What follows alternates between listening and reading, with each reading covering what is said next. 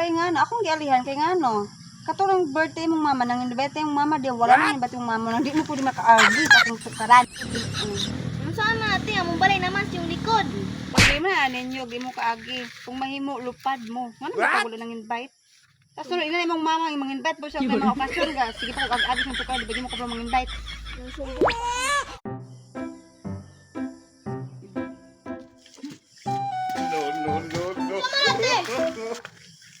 Kay nga no, akong gialihan kay nga no.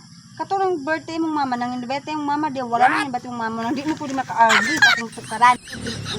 Ano saan ate? Among balay naman sa yung likod.